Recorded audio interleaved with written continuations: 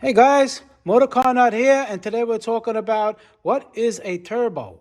All right, it's more and more common today. The smaller the engines get, the more they're turbocharging them, and that's for a good reason, because for the same displacement, normally aspirated engine, a turbo engine can create a lot more power. And the turbo is hooked to the exhaust part of the engine. I'm going to show you what it looks like right here. All right, so here we got on the bench, we have a typical turbo. It's usually connected here. You don't see the propeller, but I took this off, obviously, to film the video. And exhaust goes through here. The pulses spin a turbine. Let me get the light in here.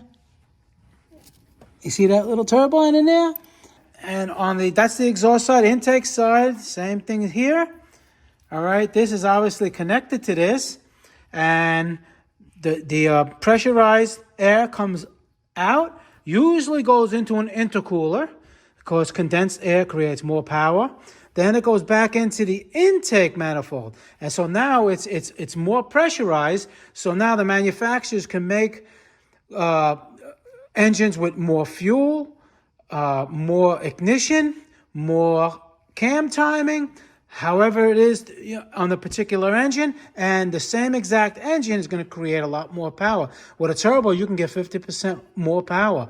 And what it does, it like I just told you, that the exhaust pulses, on a normally aspirated engine, it's pulsing anyway, so why not hook up a device on there and capitalize it and make it more power? And that's what they do with a turbo. Turbos do have a little bit of lag. Not like years ago, they're a lot more better now. Lag meaning like as soon as you hit the gas, before the turbo really creates power, it's like a little bit of a lag, but that's hardly noticeable, especially in economy cars and mid-range sports cars. You ain't gonna notice it. But that's basically what it is.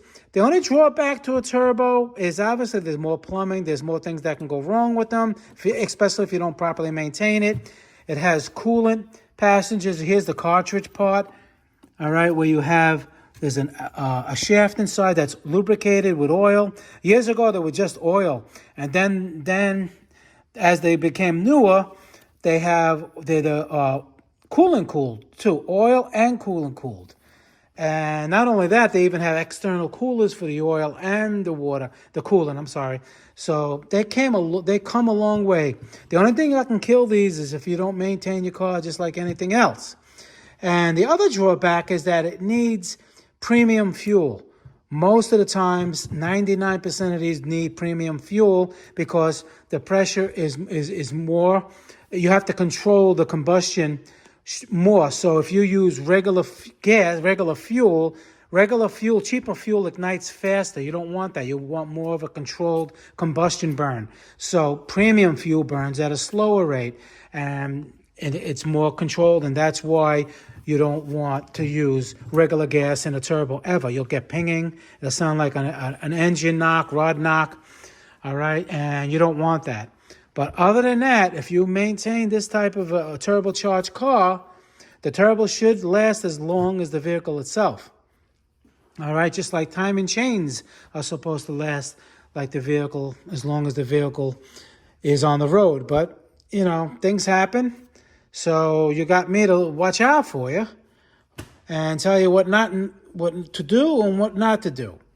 All right, turbocharged is pretty much maintenance free. There's really nothing you have to do on this.